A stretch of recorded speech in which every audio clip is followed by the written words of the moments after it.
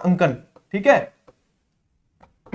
नकारात्मकता से बचना है, नकारात्मक अंकन से बचना है, ठीक है, अंकन ध्यान रखना, नकारात्मकता से तो बचना ही है, लेकिन नेगेटिव मार्किंग, अब जैसे रीट प्री होती है ना, तो प्री के अंदर नेगेटिव मार्किंग होती नहीं है, एक अलग लेवल होता है कि हाँ तुक्का मार देंगे, आखिर में अटेम्प्ट तो करना ही है, तुक्का मार देंगे, सही होगा तो फायदा है, नहीं होगा तो कोई बात नहीं, लेकिन यहां पे आपको नेगेटिविटी से बचना, मतलब नेगेटिव मार्किंग से बचना बहुत जरूरी है। कारण क्या है, जहां पे नेगेटिव मार्किंग होगी ना, ऐसा नहीं है कि बिल्कुल ही आपको मतलब थोड़ा बहुत भी सोचना ही नहीं है उसके बारे में, ऐसा भी नहीं है। आप लोग क्या करें कि जहां पे नेगेटिव मतलब तुक्का भी यदि मारना है ना, तुक्का कहां मारा जाएगा, तुक्का मारने का मतलब ये होता है कि आपके पास में 50-50 ऑप्शन है कि या तो ये सही होगा या ये सही होगा, दोनों में से, कि आपको पता है कि आपके अ ब स और द,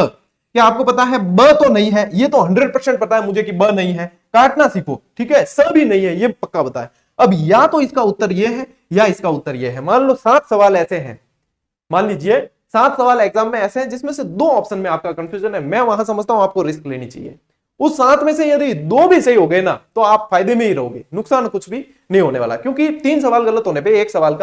सवाल के नंबर कटेंगे, तो 2 भी सही होंगे तो फायदे में रहेंगे। लेकिन कहां पे तुक्का मारना है, जहां पे आपको 2 में कंफ्यूजन है, आपको चारों में से कुछ भी नहीं हो रहा और अंधे के जैसे तुक्का मारना है, तो वहां पे तो बिल्कुल बचीड़ ही लगेगी, वहां आपके सही होने के चांस बहुत कम रहेंगे, क्योंकि वहां पे 75% चांस है गलत होने के,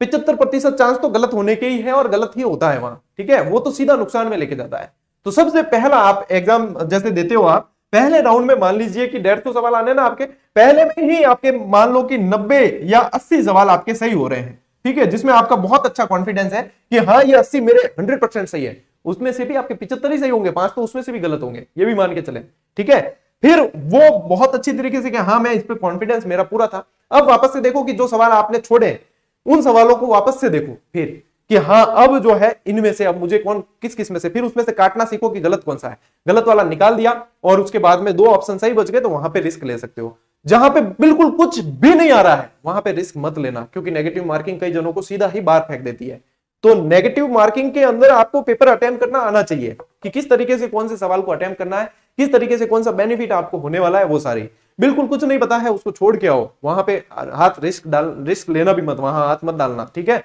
तो ये चीज इस तरीके से अटेम्प्ट करें साथियों। अब ये ऐसा नहीं है कि सर आपने बताया कि पहले राउंड में ये कर लो फिर दूसरे राउंड, इतना समय कहां होता है, सब होता है, ठीक है, करने वाले सब करते हैं, ऐसा नहीं है, जो नहीं होता ना वो बताता ही नहीं। पहले राउंड आपको कोई किसी को रेफरी को बिठा के राउंड थोड़ी गिनवाना है, आपको तो सीधे सीधे आपको ये 1 नंबर सवाल है, 2 नंबर सवाल है, 3 नंबर सवाल है, पहला सवाल पढ़ा, हाँ महाराणा प्रताप की छतरी कहां है आपको आ रहा है, ऑप्शन जो है उस प्रश्न और ऑप्शन दोनों 2 बार जरूर पढ़ना,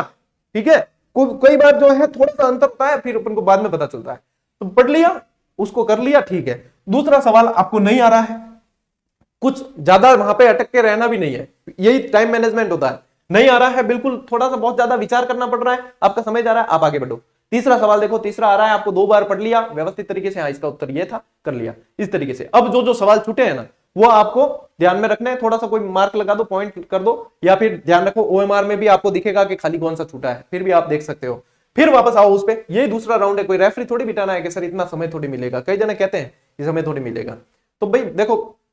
इफ बट के तो बहुत सारे जरिए हैं, लेकिन करने के लिए तो करना ही पड़ता है, ठीक है ना। तो यहां पे फिर आपने देखा कि हाँ इनमें से अब मेरे ये हो रहे हैं, लास्ट में आपके पास में जो थोड़ा बहुत समय बचता है उसके अंदर जो है, लेकिन ऐसे नहीं है, कई जने लास्ट वाले 5 मिनट में भी रिस्क ले लेते हैं, जो नहीं आ रहे उनको भी इसको भी कर देता हूं, इसको भी कर देता हूं, वहां पे थोड़ा सा आपको संयमी बनना पड़ेगा। लास्ट 5 मिनट वाली रिस्क मत लेना कि लास्ट 5 मिनट इसको भी कर देता हूं, ये भी सही हो जाएगा, तो मुझे तो लग रहा है यही होगा, जबकि कभी पढ़ा नहीं है, उसको छोड़ के आना।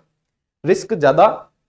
वहीं पे लेनी है जहां 50-50 का डाउट है कि या तो ये सही है या ये सही है, ठीक है ना, वहां पे रिस्क लेनी चाहिए, वो समझदारी है, क्योंकि वहां 10 सवाल में से अगर 3 भी सही होते हैं तो फायदा देकर जाएंगे, 7 भी गलत हो गए तो नुकसान नहीं होगा। इसको कैलकुलेट करके देखना, तब आपको समझ में आएगा। इस तरीके से यदि आप बिल्कुल व्यवस्थित तरीके से एक बहुत बढ़िया स्ट्रेटेजी के साथ में जाते हो तो बहुत अच्छी तरीके से करके आओगे। और वो तो बताइए आपको जो आपका सबसे बेस्ट है वो सबसे पहले लेना है, हार्ड वाला नहीं लेना है, ठीक है। बाकी आपके सब्जेक्ट जो है उसके ऊपर, और अब जो रिवाइज करते हो तो कोई